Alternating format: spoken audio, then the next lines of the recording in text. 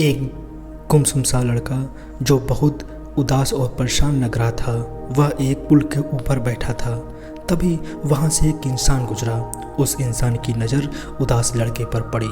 वह उसके पास आया और बोला कि क्या हुआ भाई, इतने सुनसान जगह पर इतने उदास होकर अकेले क्यों बैठे हो? लड़के ने व्यक्ति को कोई जवाब नहीं दिया। व्यक्ति ने लड़के से दोबारा पूछने की कोशिश की और बोला, क्या हुआ भाई? इस बार लड़के ने अपना आपा खोते हुए गुस्से में कहा कि कुछ नहीं, अपना काम करो।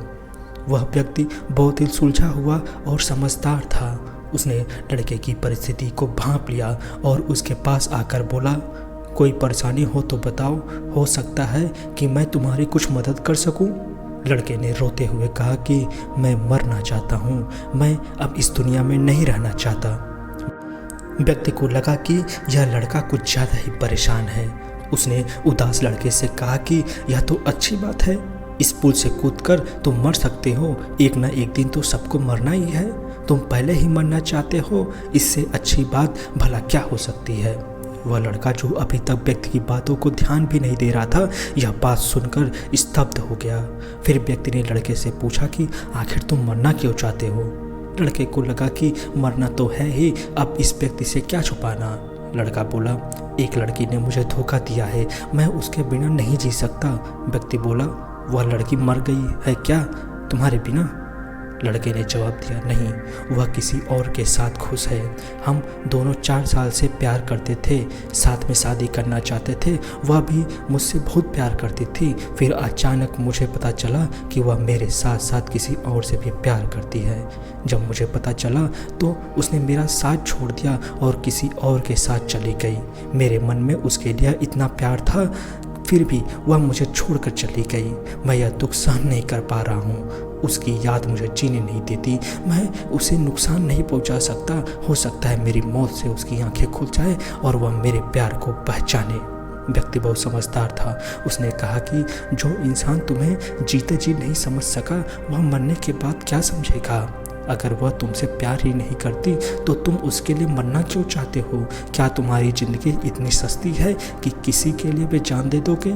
तुम्हारे घर परिवार में कौन कौन है? लड़के ने कहा कि माता पिता और छोटा भाई। माँ पिताजी दिन भर काम करते हैं और वह भी मुझे हर बात पर डांटते रहते हैं। मैं ज़िंदगी से तंग आ गया हूँ। व्यक्ति ने कहा कि तुम्हारा परिवार होते हुए भी तुम एक अनजान लड़की के लिए मरना चाहते हो, तो तुम्हारी मर्जी, मैं तुम्हें नहीं रोकूंगा। पर जब तुम भगवान के पास जाओगे तो तुम उन्हें क्या बताओगे कि तुम एक लड़की के लिए मर गए? तुमने ऐसा क्या अच्छा काम किया है जिससे भगवान तुमसे खुश हो सके? लड़का सोच में पड़ गया। इसलिए मेरा कहना है कि तुम मरना चाहते हो तो तुम्हारी ज़िंदगी के 1 साल तो वह करो जिससे सब खुश हो सके। अपने माता पिता और परिवार समाज के लोगों के लिए कुछ करो ताकि मरने के बाद तुम्हें कुछ न करने का पछतावा न हो। और ठीक 1 साल के बाद तुम यहाँ आना और आराम से मर जाना, तुम्हें कोई नहीं रोकेगा। लड़के को उसकी बात सही लगी। वैसे भी मरना तो है ही, तो मरने से पहले अच्छे से जी लेते हैं। यह कहकर वह लड़का वहाँ से चला जाता है। ठीक 1 साल के बाद वह लड़का वापस उसी पुल के ऊपर आता है। वह व्यक्ति हमेशा उसी रास्ते से आता जाता था। उसने देखा कि वह लड़का वापस आया है। व्यक्ति ने कहा कि क्या हुआ, आ गए मरने के लिए? लड़के ने कहा कि जब 1 साल पहले मैं यहाँ से गया था तब बहुत ही उदास और परेशान था। मुझे कुछ अच्छा नहीं लग रहा था। हर समय उस लड़की की याद मुझे सता रही थी। लेकिन 1 साल के बाद मरने का सोचकर मैं रुक जाता था। सबसे पहले मैंने अपने माता पिता को खुश रखने की सोची। मेरे पास पैसे नहीं थे, इसलिए मैंने मजदूरी का काम किया। पहली बार छोटा बड़ा हर काम करके जब मैं पिताजी के हाथ पर पैसा रखा तब मुझे पहली बार खुशी का एहसास हुआ। छोटे भाई को उसकी पसंद के कपड़े और खिलौने दिलवाए। उसकी खुशी देखकर मुझे दूसरी बार खुशी का एहसास हुआ।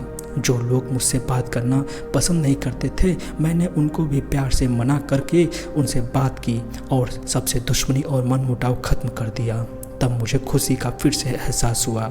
दोस्त परिवार समाज में मैं इतना घुल मिल गया कि कब 1 साल निकल गए मुझे पता भी नहीं चला। इन 1 साल में मेरी ज़िंदगी बदल गई। मुझे उस लड़की की कभी याद नहीं आई। वह व्यक्ति मुस्कुराते हुए बोला, तो अब यहाँ क्यों आए हो? लड़के ने कहा कि आपका शुक्रिया करने। जब मैं मरने के लिए आया था तब आपने ही मुझे सही सुझाव देकर मुझे केवल मरने से नहीं बचाया बल्कि मुझे एक नई ज़िंदगी भी दी थी। मैं इतनी छोटी सी बात समझ नहीं पा रहा था कि जो इंसान मेरा है ही नहीं उसके लिए मैं उन लोगों को छोड़कर जा रहा था जो मुझे प्यार करते हैं। इन 1 साल में मैंने कभी उस लड़की की तरफ नहीं देखा, फिर भी मैं खुश था। इसके बाद व्यक्ति ने पूछा कि फिर उस लड़की का क्या हुआ। लड़का बोला कि दोस्त बता रहे थे कि वह जिससे प्यार करती थी उस लड़के ने भी उसे धोखा दे दिया और वह वापस मुझसे बात करना चाहती थी, पर इस बार मैं धोखा खाने वाला नहीं था। मैंने उससे साफ मना कर दिया। घर वालों ने मेरे लिए एक बहुत ही अच्छी और सुंदर लड़की खोजी है। मेरी उससे शादी है जिसमें आपको भी ज़रूर आना है। यह कहते हुए दोनों एक दूसरे के गले लग जाते हैं। Thank you so much.